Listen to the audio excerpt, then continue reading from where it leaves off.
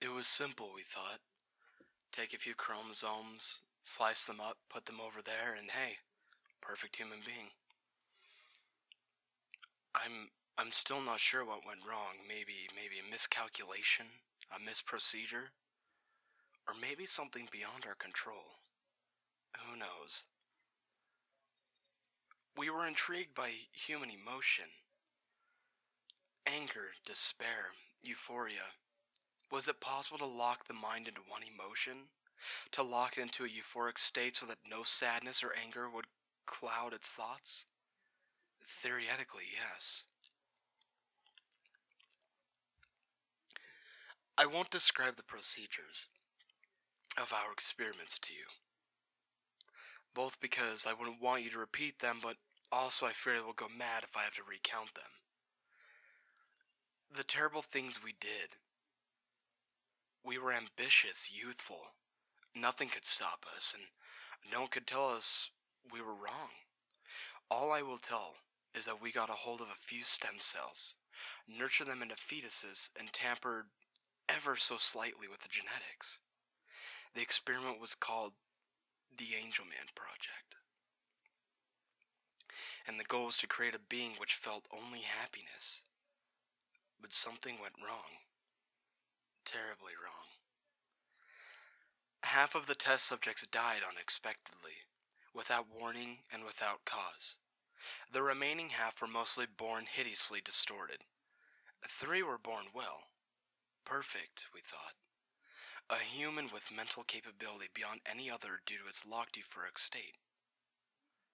They were perfectly normal up to 18 months. That's when the first symptoms appeared.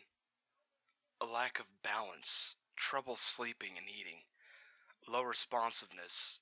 We all panicked on the inside, of course, but on the outside we remained calm and continued the project.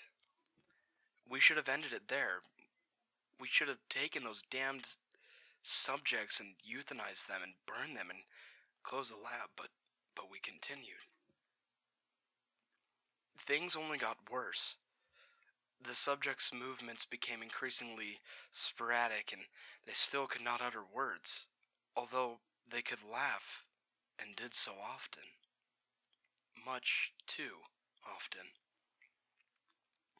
Not happy laughter, but quite almost nervous laughing.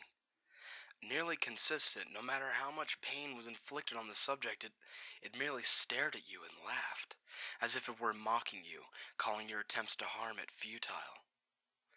We expected the subjects to have extra learning capabilities. Quite the opposite occurred. Their mental development was severely delayed. They couldn't pay attention to something for more than a few minutes before lapsing into a laughing fit. But we continued, hoping that these symptoms would clear up as the children got older. We gave a name to the symptoms, Happy Puppet Syndrome, because the mindless movements of the children made it seem like they were puppets on strings.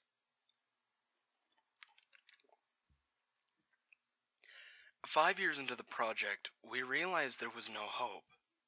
We could no longer stand the incessant laughing of these children, as if they knew something we did not, as if some kind of joke passed between them.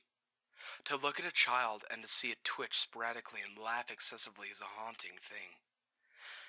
2 of my colleagues had already quit because they could not stand it.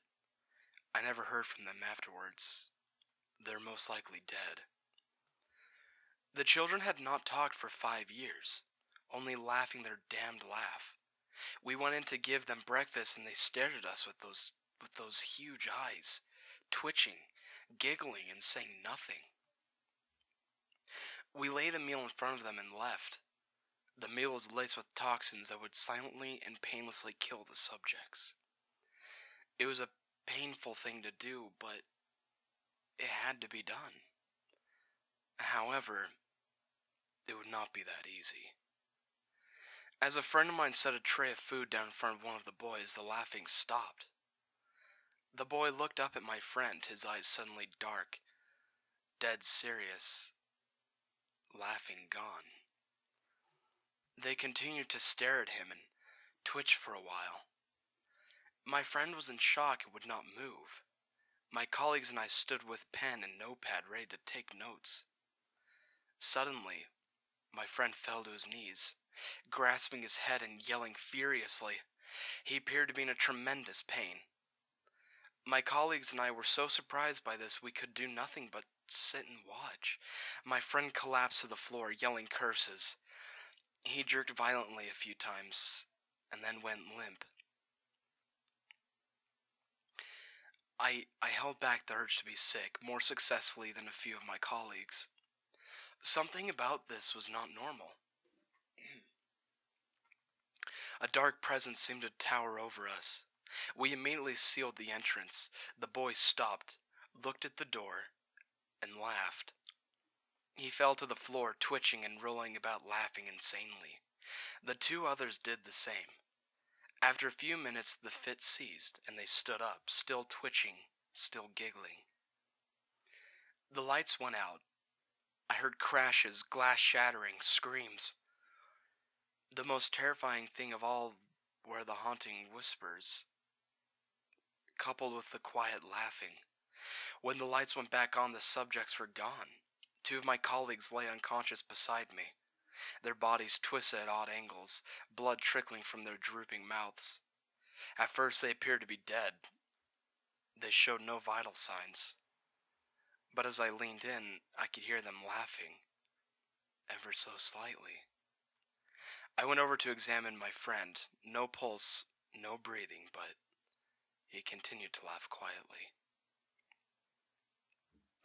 Although the subjects had gone, I still felt as if something were watching me. Something that was just at the edge of my vision, but that I would never be able to see. Me and one remaining colleague closed everything down immediately before leaving. We destroyed our research and locked and barricaded the lab. I lost communication with my colleagues. I presume they're dead. I still feel like I am watched. I still hear the laughing, the whispering, in my dreams and sometimes when I'm awake. When I do, I run. I get up and I leave wherever I am. I'm not able to stay in the same place for more than a few days because of this. It spread. Other children were seen with similar symptoms. I have no idea how it spread. It shouldn't be something that spreads. Somebody, somewhere, made something up about disjunction of the 15th chromosome, and that kept the people happy and in the dark. For now. The disease was coined Angelman syndrome. So far the spawn are not dangerous, but I know the original still lurks somewhere. I know they are coming for me. I know they will find me. I accept this. It is what I get for attempting to tamper with nature. I leave this recording here as a warning. They are coming for you too. They are coming for all of us. If ever you hear whispering, laughing, at the edge of your hearing, run. If ever you feel as if something stands right at the edge of your sight, but you cannot look at it, run. Also, I warn you this. 1. Do not tamper with what is not yours. 2. Even angels can be demons in disguise. And 3. Do not come for me. I'm as good as dead.